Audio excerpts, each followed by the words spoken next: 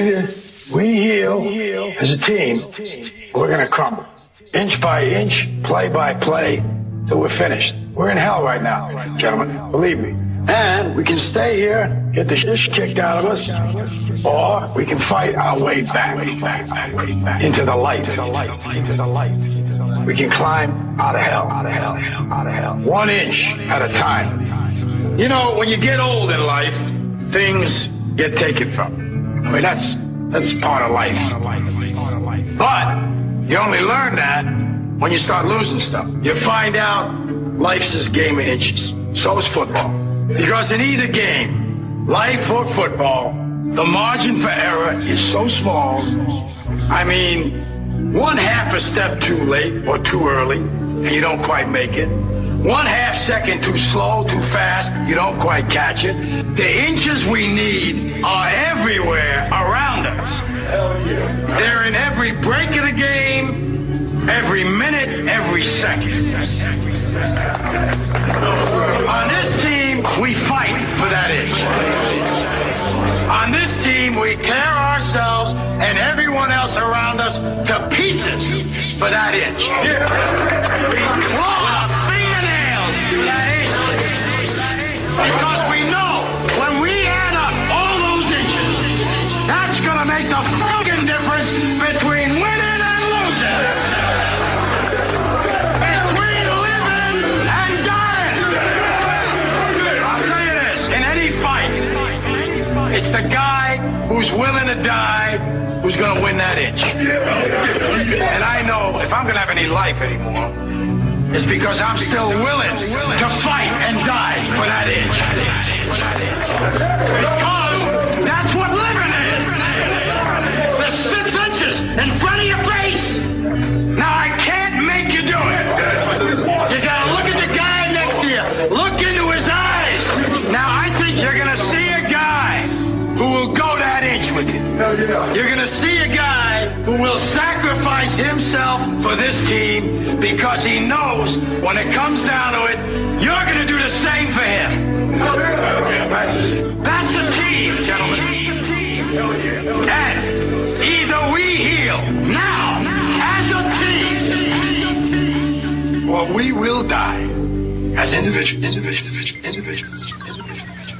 Ideas are bulletproof. Welcome to the show, ladies and gentlemen. I'm your host, Popeye, from FederalJack.com.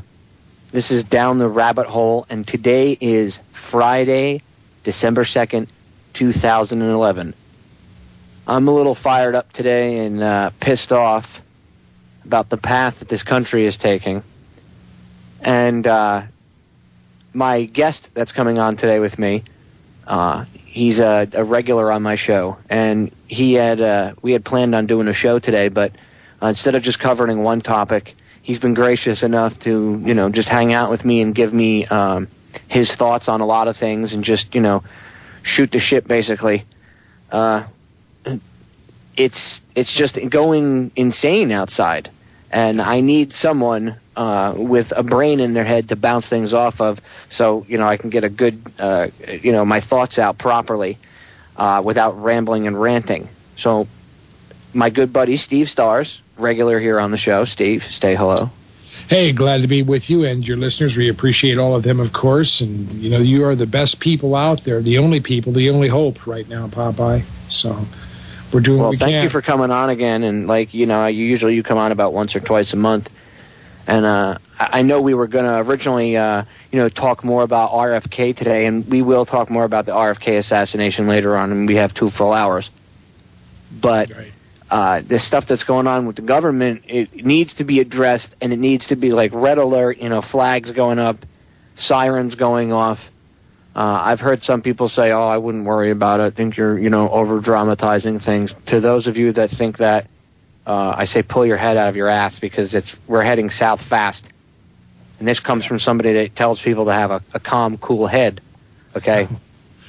I don't tell people to freak out, but we are seriously close to where we were 230 some odd years ago before the Revolutionary War. It's getting really bad. So we're going to talk about a bunch of stuff today. Steve, the first thing I want to touch on, because we got a couple minutes before we go to break, so the first thing I want to touch on is this bill, the one that's in Congress about indefinite detention. I don't remember the exact bill number. Do you know it offhand? Well, it's now Senate Bill 1867. Think of it, the year 1867, and that's gone through. There was quite a bit of discussion. There was a preliminary vote where Udall presented some arguments against the language of detaining American citizens and possibly sending them overseas to various locations undisclosed. All of this kind of dropping people in a dungeon, kind of dark ages stuff that the... Now, mind you, this is the same type of behavior that sparked the Revolutionary War. Yeah, absolutely. I was just going to say that this is the kind of stuff that caused the Bill of Rights to come into effect in the first place, because people were so sick and tired of this kind of tyranny that they wanted to outline your unalienable rights. These are not little privileges that the government gives you. These are, in their consideration, God-given or the Creator-granted rights that are unalienable, meaning that a government has no right to trample on these at all. So this is the kind of stuff that they're trying to upset. Now, it's very subtle. Some people can say, yeah, but they've been doing that for a long time. Of course they have. But what we're going to talk about a little bit here, I think, Popeye, is the fact that every time they put this down in writing, it becomes a little bit more acceptable. The old idea of if you throw things up against the wall, eventually it starts to stick. This is the kind of stuff that McCain and Democrat Carl Levin put through together. So this was a bipartisan, tag team attack on our Bill of Rights by both parties. Two warmongering jerk-offs. Yeah. That suck Satan's Johnson, okay? And they're going to sit here and they're going to tell us, now the battlefield is here in the United States. It's in your front yard. So it's okay to have an Apache gunship hovering above your house. And I keep saying this because I don't think people remember that WikiLeaks Apache gunship video that came out like a year ago or less than a year ago, whatever it was. And it got blocked on a lot of YouTube channels and stuff, but it was all over the mainstream news. Okay, if you had listened to the whole thing, and many people did, when you listen to it, the pilots were talking, and they can hear the guys from the ground, the infantry unit, saying, hey, there's kids here. You're shooting at kids. You shot kids. And what did the pilot say? Well, you shouldn't bring your kids to the battlefield. Well, ladies and gentlemen, they just brought the battlefield to your children. Because now your front yard, your house, your living room is considered the battlefield. Right. Exactly. This is Contemplate Battlefield USA. Yep. Yeah. USSSA, Steve. Or USS, right. Yeah. Like Russia, but with an A instead of an R. Yeah, it's atrocious because, this goes back to the Posse Comitatus Act of 1876 and then 1878 when it was implemented. The idea was to keep the military from being used as a police force. That was after the Civil War, when federal troops were all over the South. It took them all those years after the war ended, what would it be, probably at least 11, 12, 13 years by the time they started clearing the federal troops out of the South. This is such a bitter thing. But the point is simply this, that Popeye, they had a civil war and then occupation. In this case, we have occupation, what comes next. You see what I mean? It's almost as if they're planning on trying to set off a revolution. They want a bloody revolution so that they can go, we need to, bring in martial law and, we need to shoot civilians and do drone strikes. Yeah, they are attacking the American people. It's like that old Who song, "The men who spurred us on sit in judgment of our wrong." That's exactly what they're trying to do here. They're definitely trying to agitate us to the point of having some kind of a revolt where they can set up a police state and take away our rights and say, well, you see, friends, we did this to help you and to protect you. It's absolutely absurd, and these are the kinds of things that we have to identify, be smart enough to recognize, because history does repeat itself. It's a repeat offender, but by God, we're going to go down fighting and at least identifying what's gone wrong here before all this happens. New World Order, Steve, these guys are like, this whole thing is like an abusive husband, okay, who beats the wife and then says, baby, I'm sorry, I only hit you because I love you, and then beats the hell out of her. Woman, shut your mouth, and hits her and hits her and hits her and keeps beating the crap, and we keep going back. And we keep taking it because we're a bunch of idiots. Mm-hmm. And people are like, well, what do we do? what do we do? We know what to do. The Declaration of Independence is our instruction manual. Tells you exactly what you're supposed to do when things go wrong. Go read it. You know, and the Constitution is the rules that they're supposed to run by. The government's whole purpose is to make sure that the Constitution is protected and that our rights are protected. And we live in this reverse world where the government's job right now, in their eyes, is to violate people's civil rights. Like it's going out of effing style. Right. It's out of control. It's just complete. I'm telling you, Steve, if you told me 5 years ago this would have happened, I would have, this was going to happen, I would have told you were insane. But now, it's like living in bizarro world.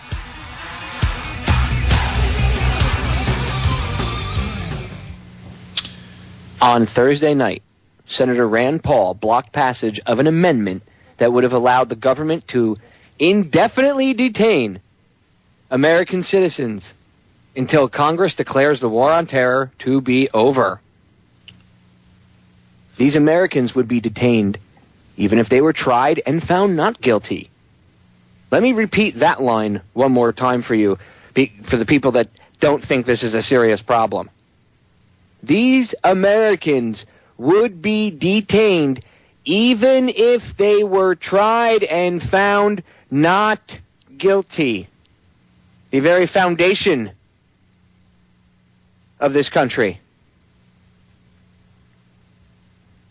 Yeah, the law, the Constitution. What do you think, Steve? And I'm not even done reading this yet, and it's already making me want to puke. There's still more. Wait, check this out. An amendment was made to pass to the National Defense Authorization Act by voice vote. By voice vote. But Senator Paul's objection and a request for a roll call vote ultimately led to the bill's defeat. So what you're hearing is they wanted to have a voice vote, meaning there was no record of who voted and how they voted. Sneaky. Yeah. Very, very sneaky. That's one of and their Rand Paul is the one that said, look, we got to have, we got to have a record of who voted and how they voted. And then the bill didn't pass. But can you imagine what would have happened if there was no accountability? These are the scumbag elected officials, ladies and gentlemen. So they were trying to pull some more shady shit in the middle of the night, just like they did with the Federal Reserve Act, just like they did with the Patriot Act, just like they do with all this bullshit legislation that takes away our civil rights. And yes, I'm cursing for the people that have weak ears and can't deal with it. I'm being honest. I'm not sugarcoating anything. The time for sugarcoating things is over. It's time to start paying attention because we live in a dystopian, science fiction future movie, and we live in it like bizarro world. What say you, Steve? What do you see? Absolutely. I mean, this is a reversion to the dark ages of the Spanish Inquisition. Do you know, Popeye, that the FBI was originally called the Federal Bureau of Inquisition, set up by Napoleon Bonaparte's great nephew, Charles Bonaparte, who was Secretary of State, I believe it was, under Roosevelt. I mean, the problem here is that they've been trying to take us back to those ages all these years, all this time. And every draconian measure such as this one, where they try to pull off, a middle-of-the-night voice vote, and Rand Paul caught him on that, thank God. These people are trying to get around what they're actually doing.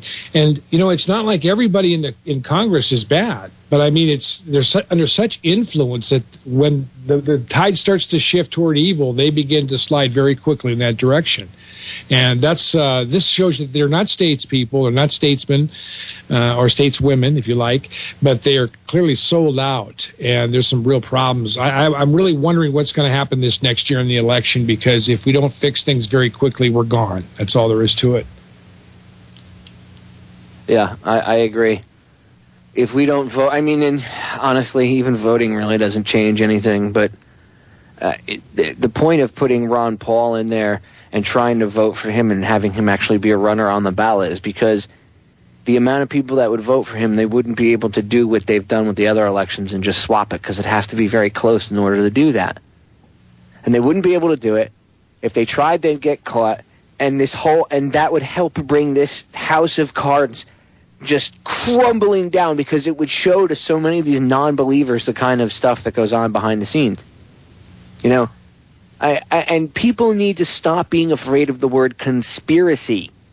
I know it's got this freaking, tone to it that has been pushed on it like all these other words, okay? And now if you say the word conspiracy, people point fingers at you and laugh. The definition of a conspiracy, okay, you can go look it up in the freaking dictionary. The definition is 2 or more people getting together and planning to do something bad. It says example, plot. So, Bush and Cheney, were part of this larger shadow government that was trying to overthrow the regular government. That, by definition, would be considered a conspiracy. If 2 people decided to go rob a frigging bank and sat down beforehand, and John Smith and Joe Smith sat down and they both agreed that they were going to go rob the bank at a certain time, doing it a certain way, and they planned on how they were going to do it, guess what they would get charged with when they got caught?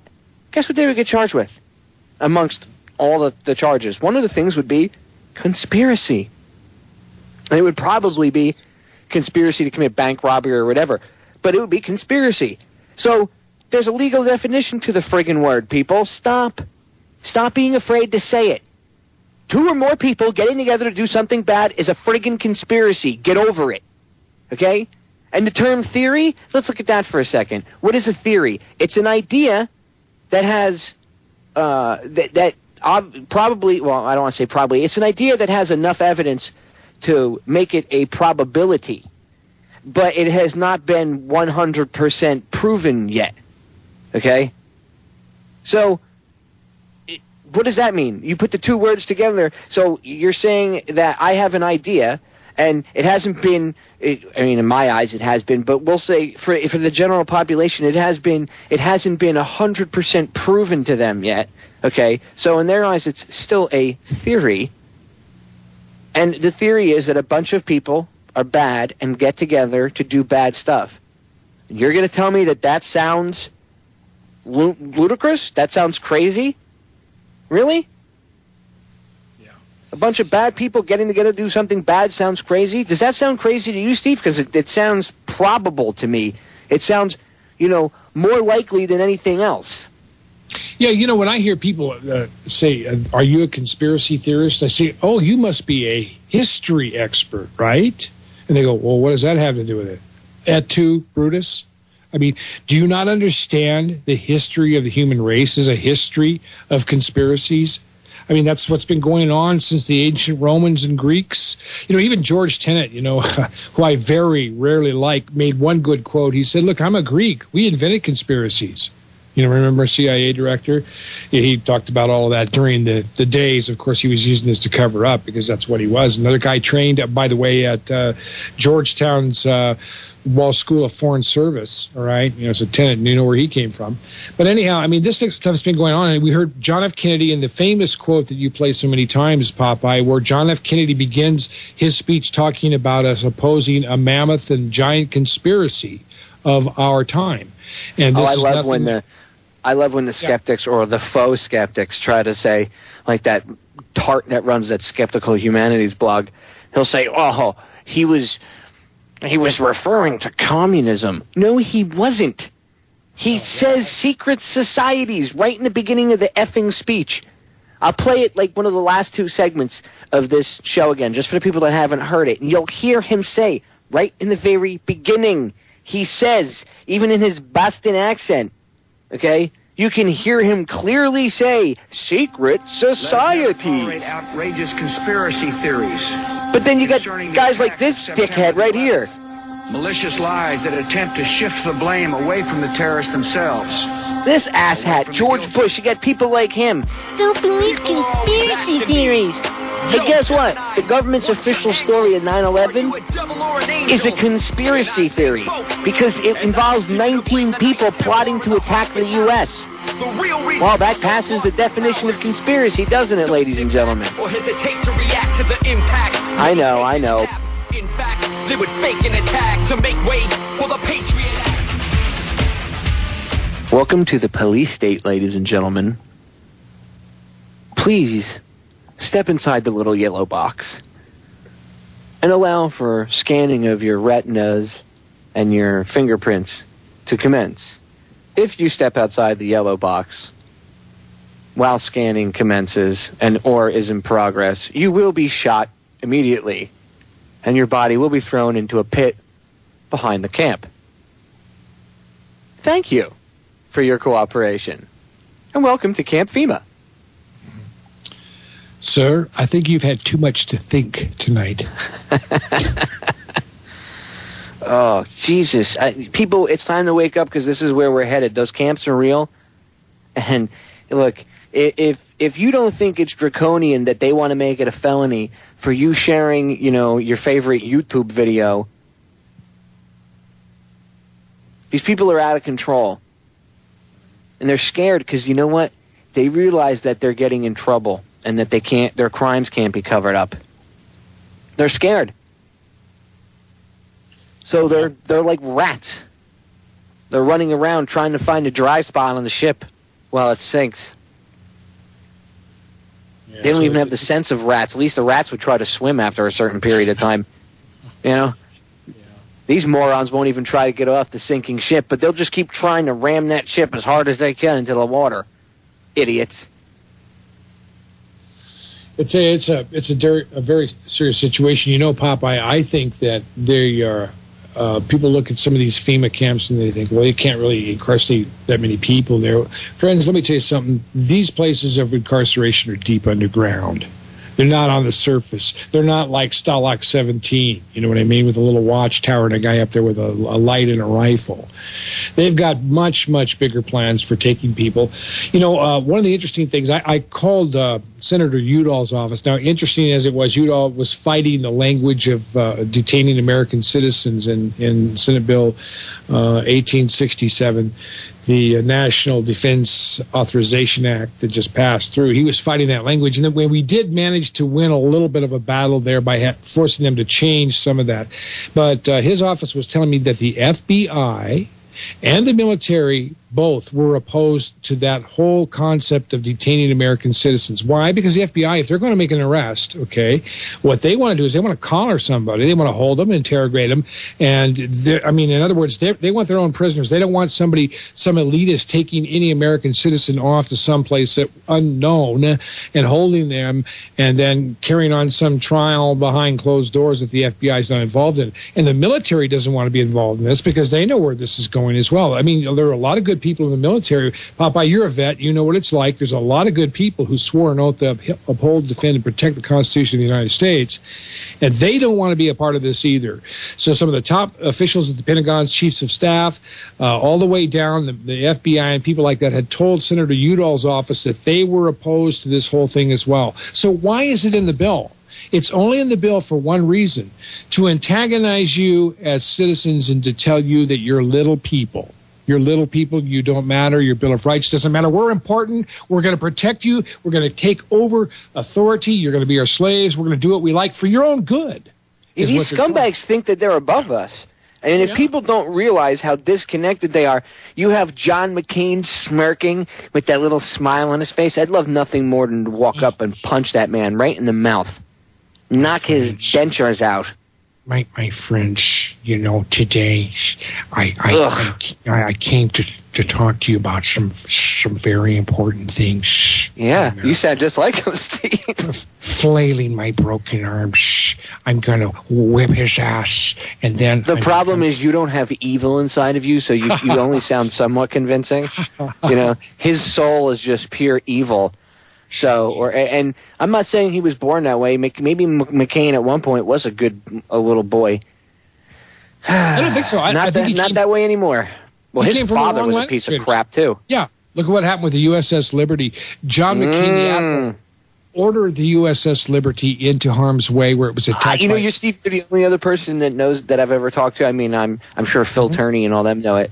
Oh, but yeah, you're the only absolutely. person I've talked to that about the Liberty on air that has ever repeated that statement. Because I've said the same thing because I know it to be fact. Because I read the investigations, I read the ensuing investigations and found out that he was in the chain of command. Yes, he was. And at he the was top. also part of the cover-up. And you wonder why other admirals called it a whitewash. Yeah. And But then, what's the of U.S. course, Liberty, Steve? What's that? well, Mainstream history doesn't even know what that is. yeah, wouldn't it be can interesting? tell you what that was. I'm a Navy brat. Okay, my father was a Navy vet when I was growing up.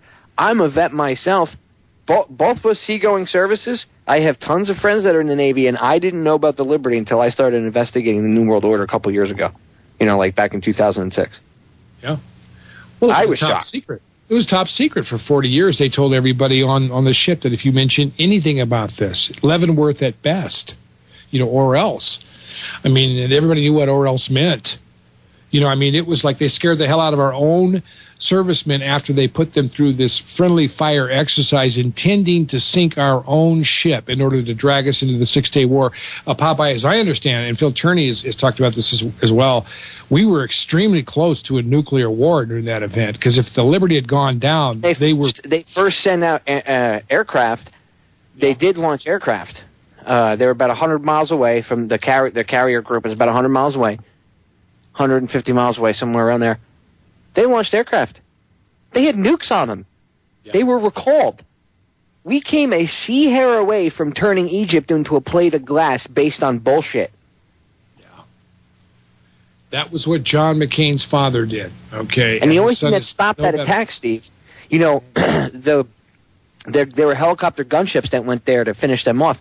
The only thing that stopped them was a Russian ship, and I don't remember if it was obviously I don't think it was a merchant ship. I think it was just a trawler. Yeah, but it might. They say it was just a trawler. It might have been a spy ship. Who knows? But the story goes that it was a Russian trawler, and they stumbled upon this attack. Like they could see what was going on, and they could see that it was the Israelis clearly attacking a U.S. ship, and the Israelis knew that if they attacked that Russian trawler, that's akin to attack, that's a Russian vessel. That's an act of war. That's akin to like pissing in the Russian, president's face and saying "F you," and that would have caused a bigger problem and quite probably a massive conflagration and probably World War III. So they knew they couldn't attack that Russian ship, so they beat feet. It's the only reason why the Liberty stayed afloat. Because that helicopter gunship, the gunships that showed up, were meant to finish it off. It was through sheer determination of those sailors, some good old-fashioned luck, and the fact that that Russian trawler happened to come by, that ship was able to, was spared. But I don't really call what happened to those people, those men, spared. And then what the government did to them afterwards was appalling and atrocious. And the people that okayed it throughout the Navy should all be hung for friggin' treason. You're all scumbags. I know most of them are dead. But maybe you'll hear this in eternity, you pieces of crap. And John McCain's father was one of them. So, yeah. Sorry to cut you off, Steve. No I just get very hostile about the USS Liberty. That's a sore subject with me being a sailor. I can understand why. Well, we've had Phil Turney on. Bob Tuscan and I have done, I think, 2 or 3 shows with Phil Turney and other members, of course. And there's been some struggles with these gentlemen because, this is a very painful memory. When as I understood, when they finally towed the USS Liberty all shot up into Malta, sailors who watched the ship come in, Popeye cried. The U.S. sailors, they couldn't believe this. You know what I mean? That this ship had been so beat. When help finally arrived the next day, the 2 Navy ships that pulled up, these grown men, these sailors, started weeping because they could see that there was U.S. service members' blood on the decks, and there were body parts and dead sailors all over the place, and Marines. It's atrocious. Yeah. It's atrocious. That ship only had 2 50 cal gun ports for protection, and they were taken out right quick. And for people that say the official story that Israel said it was an accident, That's complete and unadulterated bullshit. Okay? There's no other way to put it. The first thing they did was they took out all their antennas with heat-seeking rockets, and as a double whammy, they blocked their signals. Go ask radio men. Okay? The only way to block these encrypted signals, especially on a ship that was maintained by the NSA, I know it was a naval vessel, but it was controlled by the NSA. Okay? The only way to block those signals was if they had the codes. And then they would have known whose signals it was. We're going to break. We'll be back. Man, it's the last segment of the first hour already, Steve. Yeah, the show just goes by when you're on. Really? We've gotten into, I got so emotional about these issues, man. I mean, Well, so much to say. You can't help but get emotional. You have to be either completely numb and retarded to not even get the slightest bit pissed off about any of this, or you're in on it. And you know, and when I say numb and retarded, I'm referring to most of the general public out there, because most Americans would be appalled at this kind of stuff if they really understood what was going on. And when they do figure out what's going on, they're like, "What the F? Yeah, it's exactly what we've been saying." You know? Right. Well, it's our job. We've got maybe months, and I'm not putting all my hope in Ron Paul, friends, but I'm saying that there's going to be a clear-cut choice this next November. And, I mean, I've never seen, there have been situations like this that I can recall in my pretty old age at this point, where elections were very cut and dry, black and white. I think one of them was the election between Barry Goldwater and Lyndon Baines Johnson. I'm not a huge Goldwater fan, but it was obvious at that time something was very wrong with electing Lyndon Baines Johnson in 1964. But this next election year is going to be very important. And what we really need to do, I think, Popeye, is we need to get people who are Ron Paul supporters out taking exit polls at all the primaries beginning January 5th. We're almost a month away, because the selection process, which really is the only part of the election process that we have anything to do with, will be over by March. I mean, this election will be essentially over. I hope Ron Paul dumps the Republicans myself. I've been talking to a lot of them. They don't get it. Let me say something about Newt Gingrich. This guy has more baggage than P.T. Barnum's circus train. He's the greatest shill on earth, is what he is. I mean, I can't believe that they're even talking about this Fox News darling as having any potential credibility at all. I mean, the man's converted to Roman Catholicism. His pastor, his Baptist pastor, says, "I don't think I held him under long enough when I baptized him." I mean, this guy... Holy shit. Oh, wow. Wow, dude. But, I mean, you can obviously tell that Gingrich is a New World Order freak. And he's a turd. He's such a faker, too. Oh, yeah. And one minute he's liberal, the next he's conservative. Look at him. Give him horns. He blows Satan, too. Come on, people. Look at him. If there really is a devil with, horns and a tail, you could bet Newt's in line to give him a Hummer. And yeah, I'm being graphic because someone has to slap you in the face with reality. This is the way it is. Look at this guy. Did you hear him? I cheated on my wife because I love America too much. Yeah. What? What? Huh? What? What has that got to do with anything? What is one having? You're trying to blur lines, but you're what? Huh? And people are like, "We love Newt. He's awesome." What? Where the hell have you been? That's right. You've had your head up George Bush's ass, idiots. The Republicans better wake up, though, Popeye, because the reality is there will be a huge sucking sound, if I can quote Ross Perot, when all of the Ron Paul supporters leave the party. The Republicans will not win in 2012 without Ron Paul. That's all there is to it. And I think Ron Paul ought to leave the Republican Party. They are the party of 9/11, okay? They have not repented, relented, or confessed to the evils of what George W. Bush did. They're continuing to try to cover up this bad odor that they emitted in this elevator, okay? And I think it's sickening, to be honest with you. What I hope Ron Paul does is leave the party. Now, they may threaten to sue him because they say, well, you owe us all this money, try to bust his campaign, you know what I mean, because of the exposure that we gave you during the debates. But when he can turn around and say, no, you fixed the primaries and we got the records, we will countersue you. That will backfire on the Republicans. I hope Ron Paul gets out of the Republican Party. But even more importantly, as we've talked about before so many times, Popeye, these candidates need a backup plan, because Ron Paul's getting kind of old, friends. He also is a target. And we talked about this before, and we'll probably get into this maybe the second hour. We talk about some of these assassinations and things. We need a backup plan. We need to think as a group on our own level of the ideals that we have, instead of putting too much confidence in one man. How about starting to put people into positions of political power, like Congress, so that they can work their way up to at least being nominated? Guys like Stuart Rhodes, the head of Oath Keepers. Right on. Yeah. Okay, he'd have my vote for a lawmaker. I'd like to trust see Stuart more than I trust 99% of those jerk-offs over in Congress. I can tell you that right now. Yeah. I'd like to see Judge Napolitano as Attorney General. I think he'd make an excellent Attorney General because he knows the Constitution and he knows who to go after. I agree, and I think if he had the power to back up his conviction, he'd probably be more open about certain things. I mean, he went on Jones's show and said, openly said that he doesn't believe 9/11 happened the way the government said it did. And they viciously attacked him for that, too. CNN and MSNBC attacked him. What's his name? That tart Ed Schultz. Another loser. I'd like to get him in a room. Me, Ed Schultz, and a bat. I can guarantee you Ed wouldn't walk out of the room.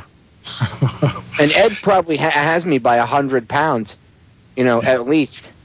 Size doesn't matter. It's not the size of the dog in the fight. It's the size of the fight in the dog. And you can bet the size of the fight in this dog is large. And in a freaking charge. Popeye would get the bat first, I promise you that. Dude, I would tie my hands up behind my back and give him, I'd be like, I'll give you 10-second head start. I promise you, with all the conviction in my heart, I would make him eat that bat. Okay? And he's not the only person. And I say that because he is a complete and utter, gold, plated, shit-stirring stick having, man, and mainstream media, idiot. And I'm trying to be polite. I'm trying not to say what I'd really like to say. Okay? I have no respect for him. He's not a journalist. I mean, that guy is such a scumbag. Even when he went out to Occupy Wall Street, the protesters were like, we don't want you here. Go home, Ed. Go home. They cut all that stuff out. But some of it made it on air. And, obviously the good old YouTubers, there's a couple good people out there. I think it was Save Our Sovereignty 3 that put it up. And, you hear him getting booed. So even some of the lefties don't like him. So stop trying to pretend that I'm some liberal leftist. I'm here to be trendy and save you and give you kisses and hugs. I'm Ed Schultz. And you breathe in the wrong direction. You say something about the Constitution, or in Napolitano's case, he doesn't believe the official story, and that makes his little psycho talk section. Judge Napolitano has psycho talk. Yeah. Him and Chris Matthews need to be put on the same piece of ice and kicked out to sea. Yeah. Towed by one of those polar bears. Oh, Steve, that was priceless. The polar bear will be back. Yeah, because polar bears do swim, out to go hunt for food. That's right. After he eats, Of course, Al Gore would have you believe that polar bear going under the water is drowning, even though the polar bear is hunting and it can hold its breath for, I think it's a couple minutes. I forget how long it is. It spends like 75% of its life in the water. Before people just assume what Al Gore says is right, you should actually go look it up. Yeah. And before I look, I'm not saying that the temperature on the planet isn't changing somewhat and things aren't going on with the climate and everything, but the Earth goes through cycles. There's this massive ball of fire in the sky called the sun that has a lot to do with things, And chemtrails. Well, that too. See, geoengineering is one of the biggest problems, Steve. That's some real dangerous stuff right there, the whole geoengineering thing. That's right. I think chemtrails may have something to do with it. You know, we had those sudden storms, those early storms this year. They started out here in Colorado that broke down all the trees, went all the way across the East Coast. Remember that, Popeye? I think a lot of that had to do with the early. Well, it was.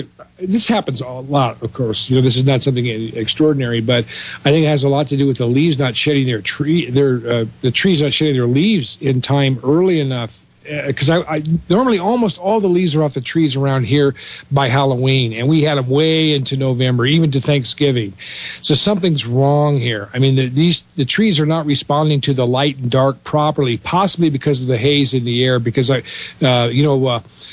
Sophia Smallstorm did a great piece. I don't know if you've seen that one that she did on the chemtrails. I think it was at the conspiracy convention last year. Excellent piece where she talks about what's happening with the haze in the atmosphere out there, and this could very well possibly be the very thing that they're trying to create, which is a global warming condition, but it's having the opposite or different or variant effects. So I'm not trying to beef up Steve, outdoors if you stuff. think they can control the weather, you're crazy. There's no such thing as weather modification, so stop it.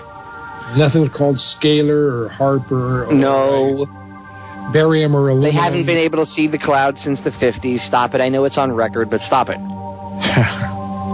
Just go watch Dancing with the Stars. That's what we should be paying attention to.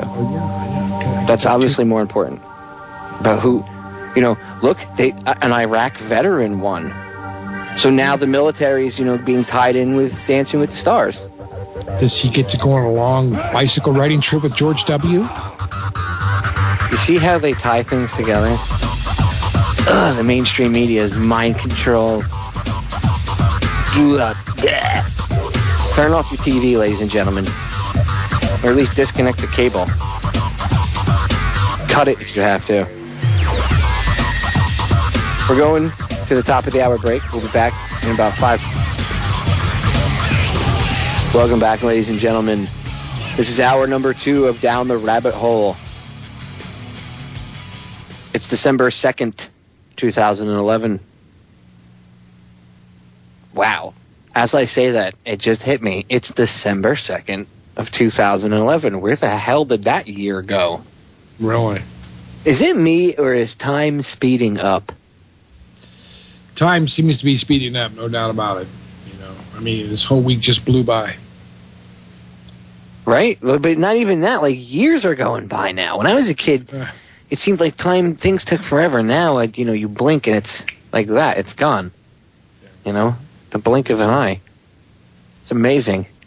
Speaking of time flying by, did you hear about Sirhan? Yes, we did. We've been following that. It's amazing, Popeye. You and I did this story about this whole like subject. a month and a half ago, we talked about this. Right. And now it's all breaking open big time all over. I think it counted something like 262 articles that Wiki posted on the recent events. If anybody hasn't followed this, it was what Popeye and I talked about in the show on RFK. We dedicated a whole program to this. And now it's all blowing out in the open, isn't it? Well, even Sirhan is saying apparently that he was that it was a conspiracy and he was framed and he was under mind control. And that was something that researchers, his own defense team, but not publicly. That's what's interesting. Never publicly did they ever say that. They had said it behind the closed doors, but never publicly did they ever mention mind control. And now he's coming out and saying yes. And then we've talked about it, and other researchers have, talked about it. It says attorneys for Sirhan say that he was. Now they're saying he was. I guess it's him and the attorneys saying that yes, he was a victim of mind control, and blah blah blah blah blah. Had to be. And it says they have presented their own Kennedy conspiracy theory. So the lawyers apparently, I guess he's allowing them, and they're finally going. I guess they realize that the general public looks at things differently with the term conspiracy, and apparently they. I'm reading it as I'm talking to you, and good thing I can multitask, huh? Yeah, well, go ahead and read the story if you want. I didn't want to. It's kind of because I don't like really the way it's written because it's Yahoo News and it's written like he's crazy and they're crazy and blah blah blah blah blah. But he says he does quote them as saying the legal team is arguing that the revolver found on Sirhan was not responsible for the gunshots that killed Kennedy, which, if you know anything about Thomas Noguchi, the coroner, he said that the kill shot came from behind Kennedy's ear, and Sirhan was in front of him, like 3 feet away. So, right. Although they never did bother to check or test out anything, any of the guns that the security guard Thane Eugene Caesar happened to have on him that night, and witnesses said that he pulled his weapon and fired it. But hey, let's not pay attention to that. So, yes, ladies and gentlemen, this is something I know quite a bit about because after I started digging in the John's assassination, I looked in the Bobby's because I was like, well, maybe if they killed one, they probably killed the other one. And Jesus, if they, I mean, this one's even worse. This one's, the facts are, and they're quoted as saying this won't be another Dallas. Yep, that's right. They wrapped it up as fast as they could. Now, the coroner Noguchi. How long has his material been out and open and available to the public? Weren't some of these photographs and things from the autopsy sealed and leaked? How did that all progress, Popeye? Well, there's a documentary called, there's 2 of them. One of them you can only get like in DVD. You can't, I don't think you can stream it online because Shane, the guy who made it's a little bit copyright crazy about the movie, which I guess I can understand, but it's called RFK Must Die. I would rent it on Netflix and watch it or buy a copy of it. But I have an older movie about it called The Assassination of RFK. It's on my YouTube channel, Feral Jack Tube 6. You could see it there or over at the other one. The answer to 1984 is, but either one has it. And now this is an older video. The movie, I'm thinking the documentary had to be made back in the 70s, the first one. Or I think this one was made, I think in the 80s, and it was using,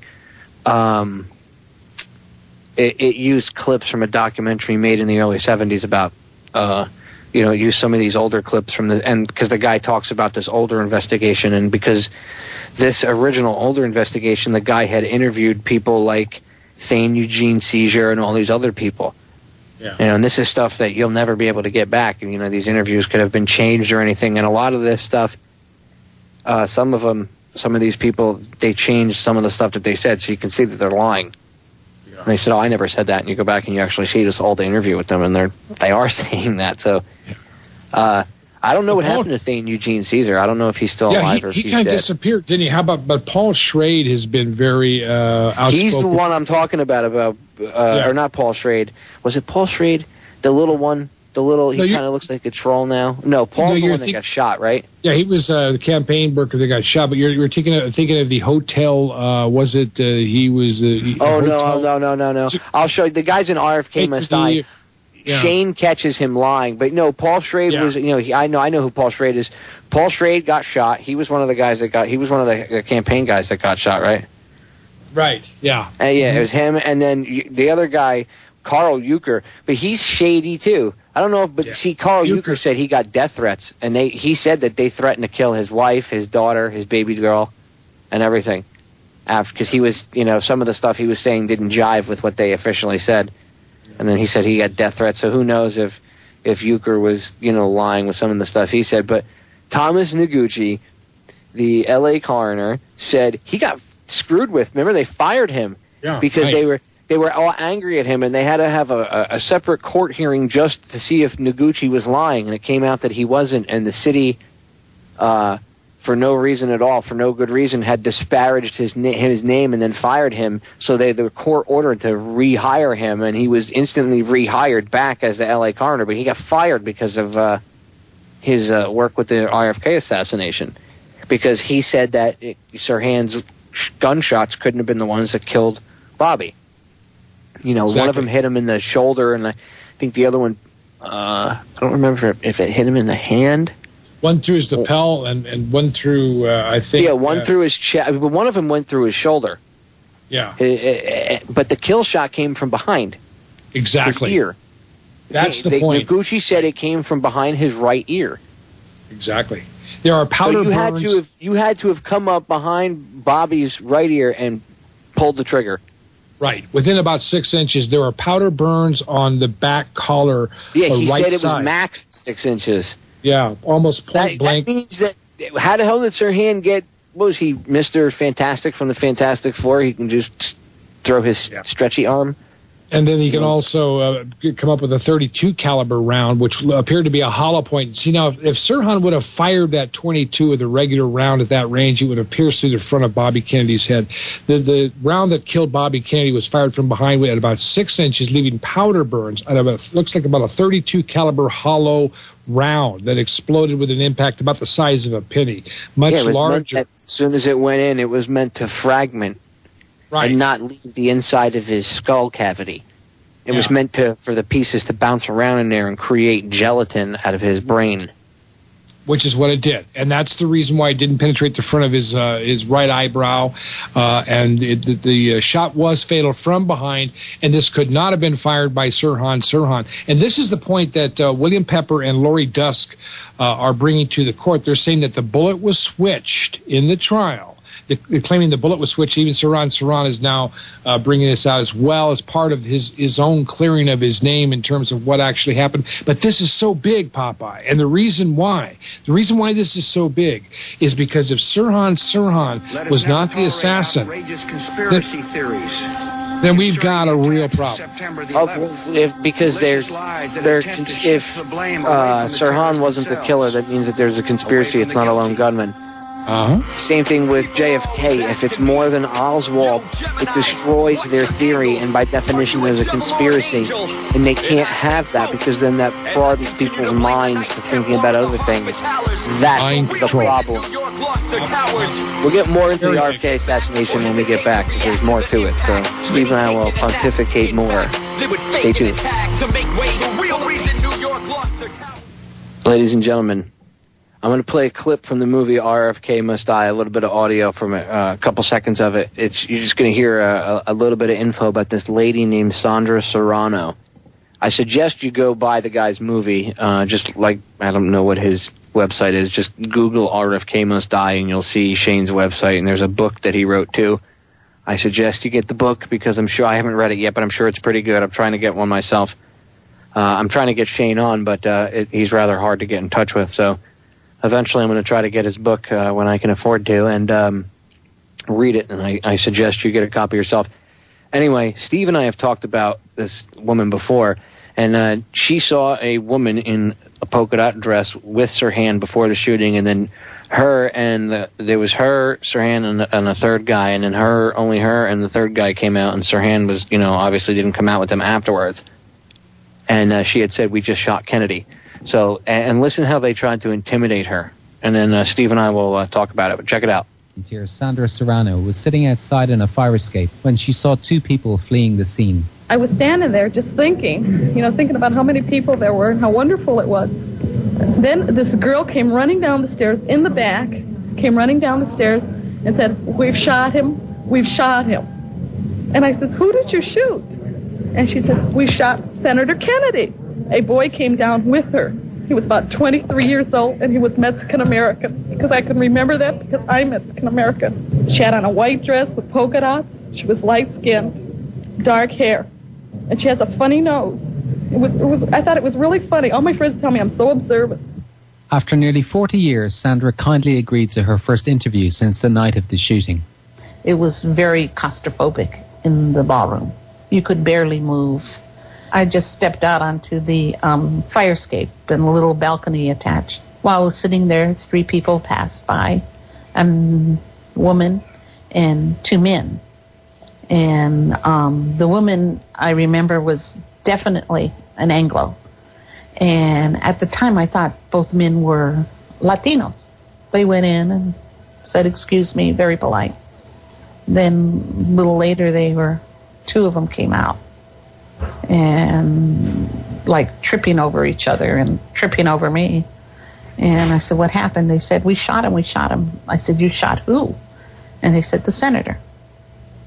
And I said, "What?" And then I remember going into the ballroom, and Everything was chaotic, absolutely chaotic. I remember very distinctively that she was wearing a white dress with black polka dots, like a little ruffle around the collar, like a bib top, sort of. Dark hair, definitely, like a little pixie kind of cut, and a nose that sort of like Bob Hope, Richard Nixon kind of nose, a little bit ski. There's certain things about what happened that day that I will never forget.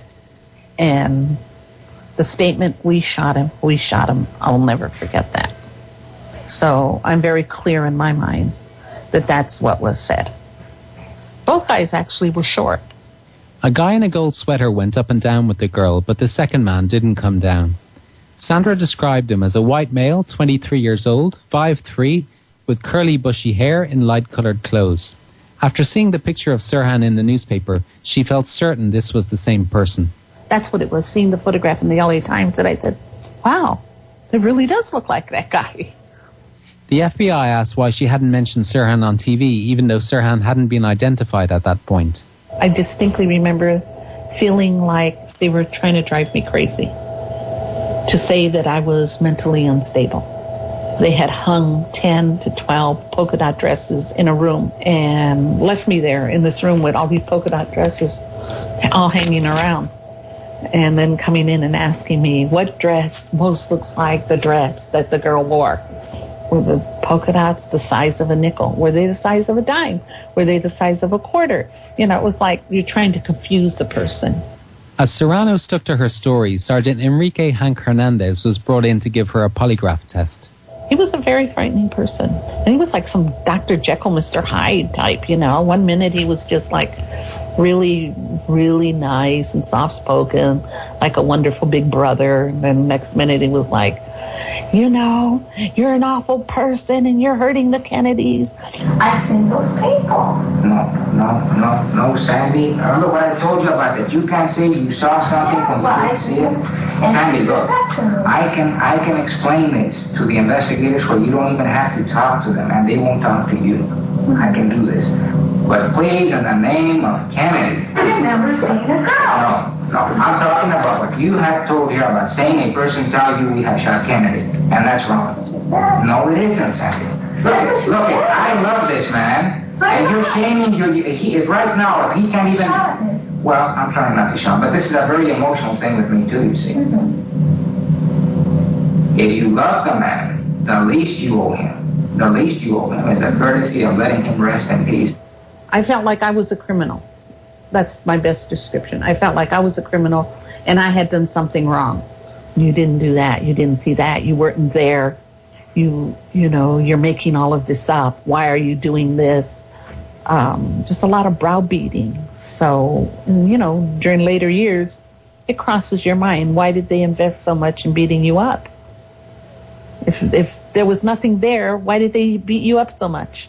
I remember thinking that he was lying. And then thinking, no, he can't lie. He's the police. The police don't lie. Finally, Hernandez wore Serrano down. I remember saying to him, whatever you want me to say, I'll say, okay? I'm not here to hurt anybody. I don't want to do anything bad. So whatever you want me to say, I'll say. And they were the cops. They were the good guys. Hernandez pressured Serrano into a retraction and concluded she had never seen Sirhan in person and had fabricated, for some unknown reason, the girl in the polka dot dress. There you go. And there's more. You got to go watch the whole movie for the rest of it. But, I mean, that's just, I wanted to give a decent background on who Sandra Serrano was and what she went through. Now, you heard that was the interrogation of her by this guy. Hank Hernandez. Him talking, for the love of Kennedy. I can't stand that. I know. You are a practicing Catholic, Sandy? Oh, so am I. You know, this guy was a CIA agent. There's no question about it. Dude. Total spook.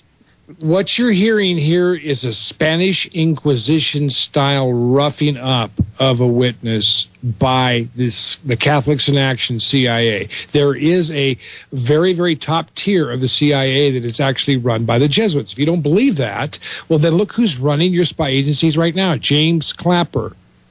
Leon Panetta. I mentioned George Tenet, Gates, okay, Petraeus, all these people through Georgetown's Walsh's School of Foreign Service. All of these people, and even Donnie Rumsfeld. He flunked out, by the way.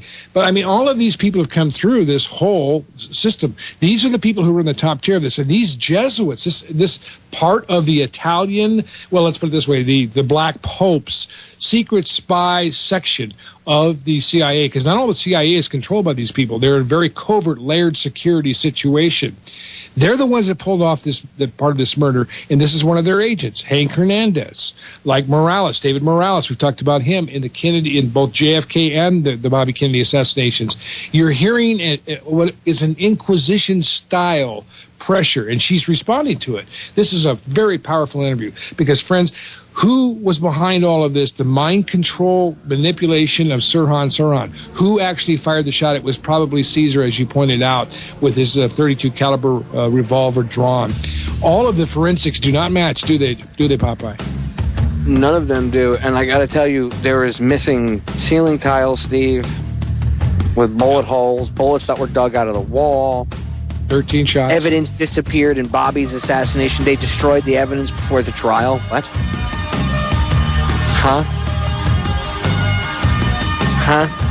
Before any investigation, certain evidence went missing.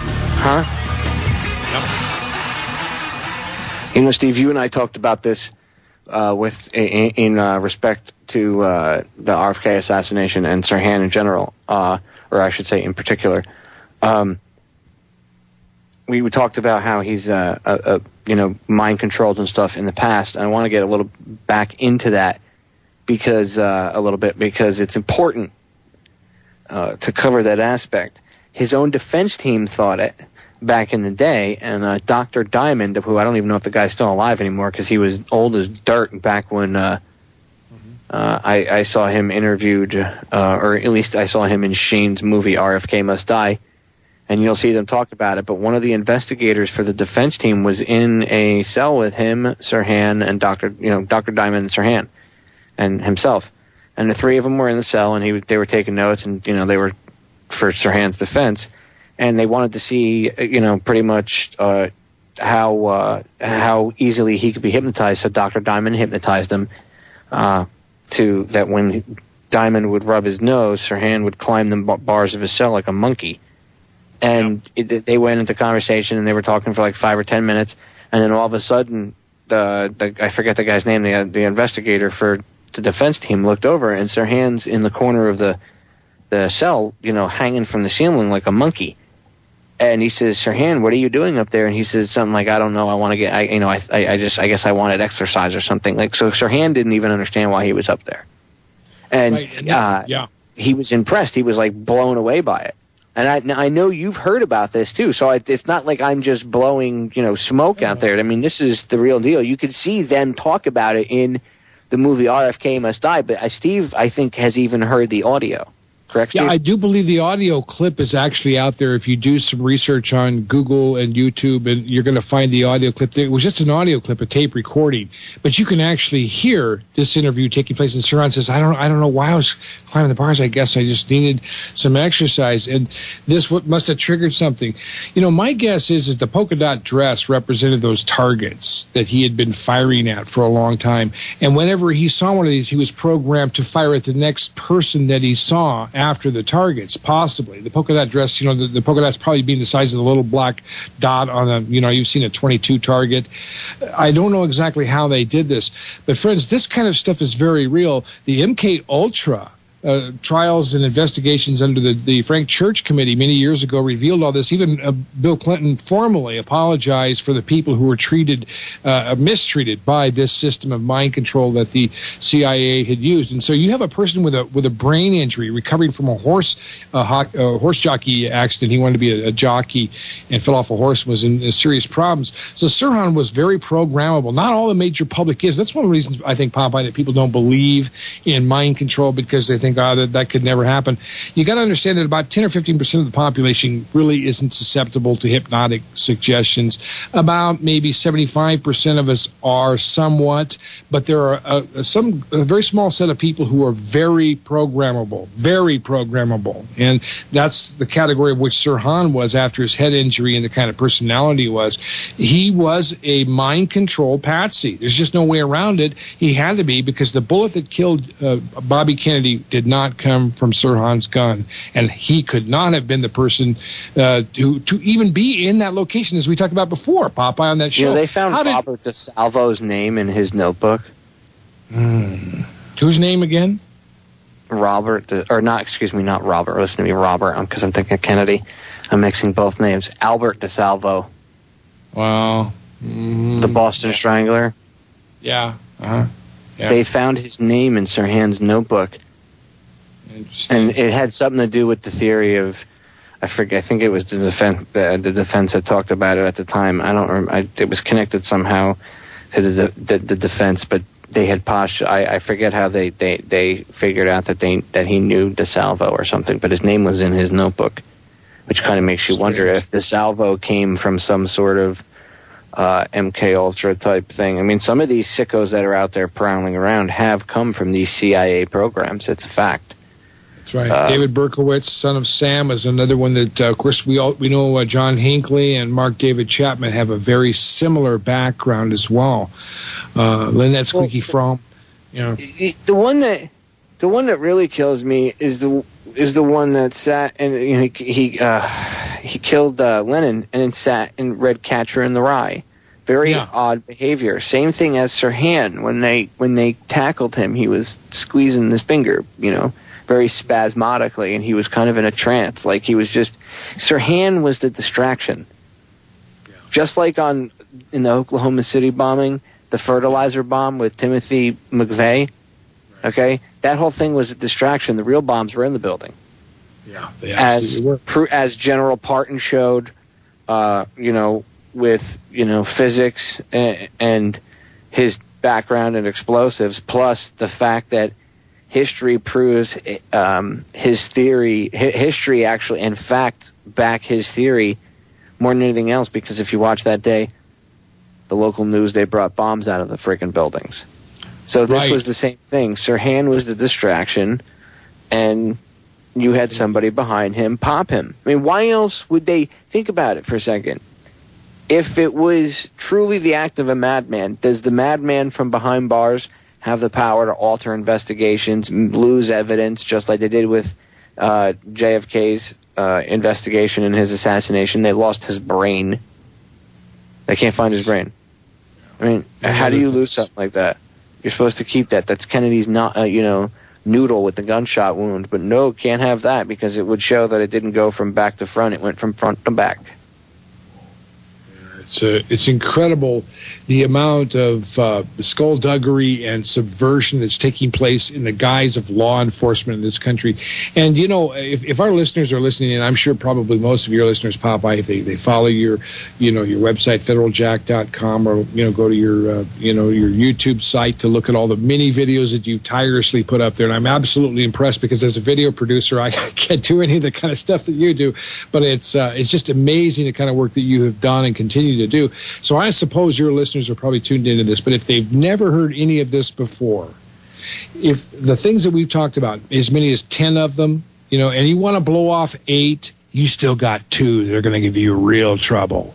You know what I mean? Because what we're talking about here is the most despotic and deceptive government that has ever been on the face of the earth, and unfortunately, it's right here in the USA. And this is what the kind of stuff that's going on. Oklahoma City, 9/11, the anthrax thing, that's back in the news again. I don't know if you saw that. The government has all but admitted now, on a settlement, $2.5 million, that it did come from the lab. I mean, this is, that's now, I guess open case, open shut. Well, how do they expect us to believe that Al-Qaeda got access to Fort Detrick and then weaponized anthrax? Right. How'd they get that? Well, we had... lapse in policy. Really? I mean, what did you guys have, like, the doors just wide open? Fort Detrick is not easy to get into. You can't just walk in there and, hey, let's go raid the bioweapons lab. Woohoo! Yeah. Let's go steal stuff. Come on, Steve. Let's go cause havoc. Woohoo! You can't do that. You'd be shot before you even got close to it. I mean, it actually got out the door in a fire sales. A bag that was mislabeled, Popeye. It beggars belief that they even try to pass this crap off anymore. Right. It's like, look, at least 20 years ago, you guys gave it more effort. Yeah. I mean, for real? Since 9/11, they haven't really put any oomph into trying it. You know what I mean? But that's what is so bothersome, because they used to have really good, covert actions. I mean, this was a good one. I mean, to actually get a guy out there to fire a pistol at or at least arm's length or 6 feet from Kennedy, and then popping from behind, and you've got the guy right there shooting the weapon, giving yourself plausible deniability. Now it's like ass hattery. Yeah. I mean, that's how stupid the American people are. They watch World Trade Center 7 and just drool like idiots. They have no idea. They have to try. That's why they don't. People are like, well, why don't they try, dude? Because they don't have to. Because the general public is like, fire brought down those buildings. Man, physics doesn't allow for that. Physics? Oh, they didn't teach me that. That wasn't part of my education. Building 7, dude. Hard to believe they get away with it. Hard to believe. But that's how stupid we've become. It's like that movie. What was it? Idiocracy? Mike Judge's Idiocracy, where all the morons kept procreating and the smart people didn't. That's where we live, ladies and gentlemen. We're going to break. We'll be right back.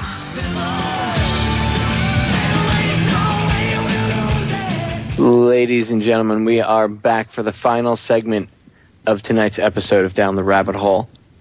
I want to thank all the listeners first before we get into it, because I know we'll run out of time before we know it. So I want to thank all the listeners for listening, whether it be to the live stream or the archive. I want to thank all the chatters for hanging out.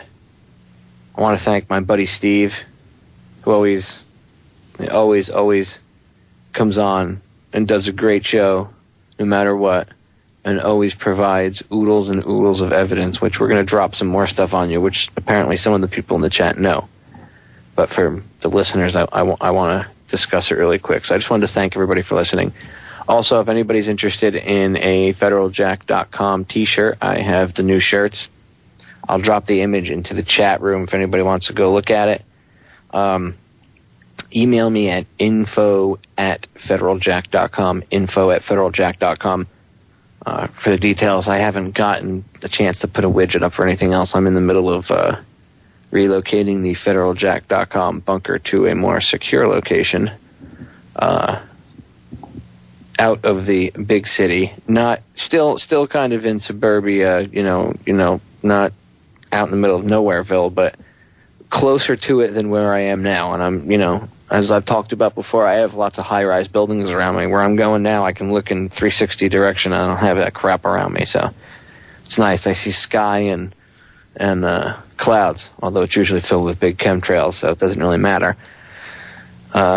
Anyway, Steve, somebody in the chat had mentioned that they're tired of our media. I think it was the user Honeytropic, and they said that they're tired of the U.S. media, fawning over pretty much, like, oh, we love the Queen or the Prince, and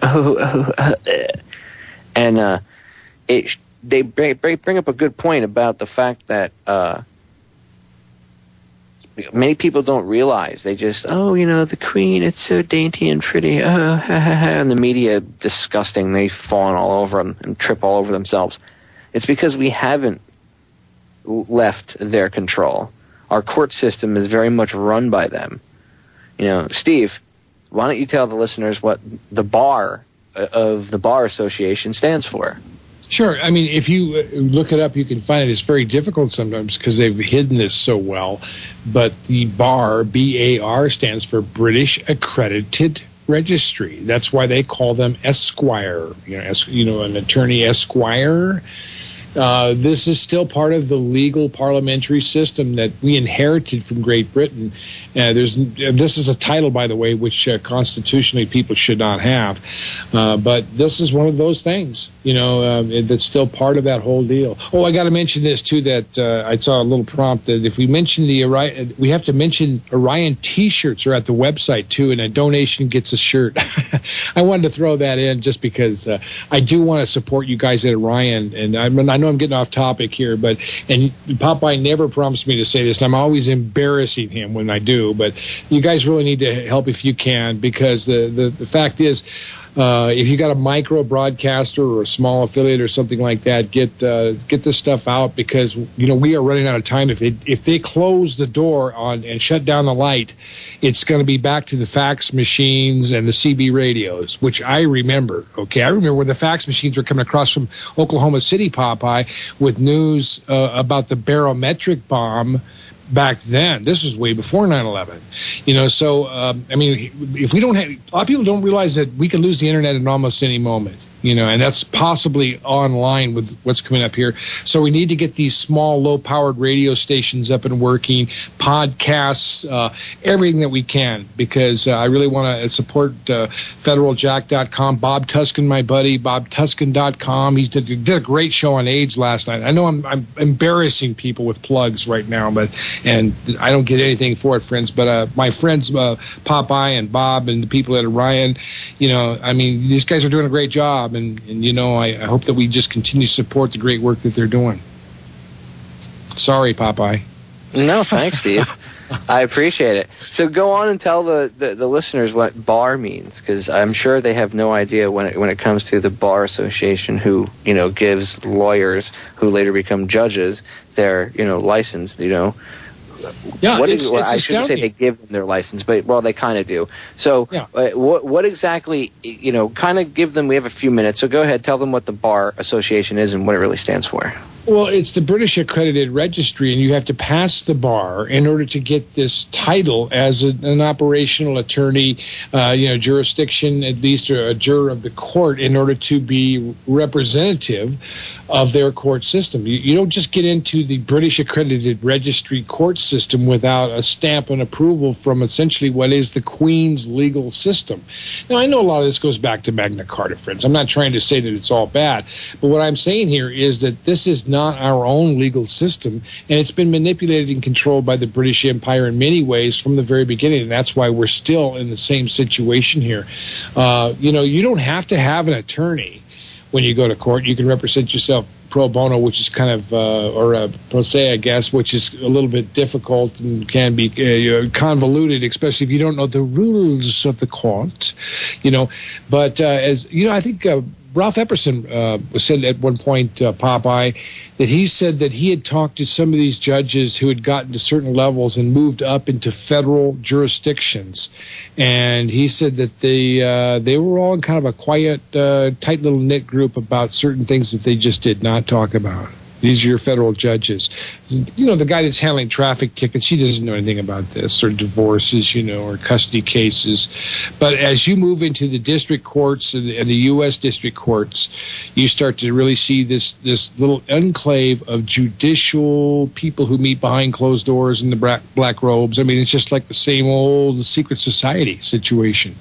And this one judge was honest enough to talk to Ralph Epperson. After Ralph Epperson had told him this was the case, he said, no, it's not. And then we came back later and said, you were right, it is. There's a secret society among the judicial leaders at the higher courts in our land.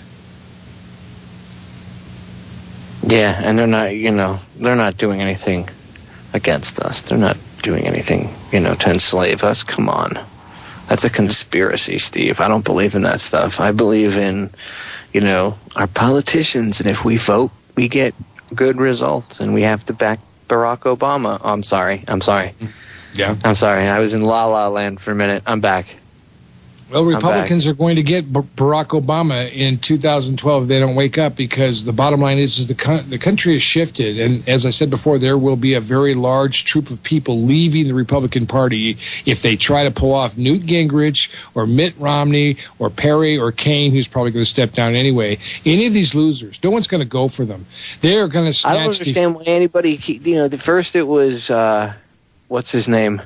Perry. Then it was Kaine. Now it's everybody's on Gingrich's Johnson. It's ridiculous. Yeah. Hey, they're throwing everything they can up against Ron Paul, and it's not working. Yeah. But unfortunately, most of the voting public is in La La Land, right next to my snoring dog that you guys hear in the background. Okay, that's where most of the general public is. They're with her. They're all snoring away. We need to wake them up. The military, what candidate gets the most backing out of all of them, including all of them combined, including with President Obama? Who? Dr. Ron Paul. And I'm not saying he's perfect, but the idea, again, is to, if he got in, then, things would change. And if he didn't, if they cheated, then they would show their hand. So either way, they understand that he is like the golden monkey wrench into their system, and it'll bring it crashing down around their ears, and they can't have that because they're scumbags. They sure are. These people are turds, dude. They're evil. They need to go. Ladies and gentlemen, one day it's going to get to the point where there's going to be hangings, and it will be them. And I've already volunteered my time. Steve said he'll come out and document the whole thing, so we're good to go. We'll make a best-selling DVD box set out of the whole thing. Give away like a free bumper sticker or something. Hanging Sports Brown and selling postcards of the hanging. It's like they did with Saddam. Yeah, Desolation Row. Remember that one? It's going to be coming down to that, Popeye, and the key thing is if we can hold it together. Now, I don't have a lot of confidence in the political process, but friends, we've got to work with what we got, and we're going to know within the next probably 2 months whether the Republicans are going to get on board with trying to do what they need to be doing, which is fixing this country, or they're going to try to run another slop meat through the market, which is like John McCain. They're going to do the same thing again, I think. And, the bottom line is Ron Paul probably should get out of the Republican Party. But, friends, we do need to get people in New Hampshire and in Iowa, in my opinion, taking exit polls. In New Hampshire? Oh, we love Newt Gingrich. What is wrong with you people? I thought you people in New Hampshire thought that was the live free or die state. Yeah, used to be. Jeez. Turn off American Idol. If your parents, your friends watch it, shoot their television, because obviously they're not going to use it for anything good. And then, or I take that back. Okay? I take that back. I recant my last statement. Belay my last. Just rip the cable out of the back of the television, plug in a DVD player, and start pumping out some good documentaries, like Steve's movie. Like other movies. Go to my website. Go to other websites, Get a little projector on your computer and put it up on the wall and start playing movies. Do whatever you got to do. Hold greetings. Ladies and gentlemen, stand up and fight the New World Order scumbags with everything you have. Steve, thanks for hanging out. Ladies and gentlemen, thank you for listening. I'm out.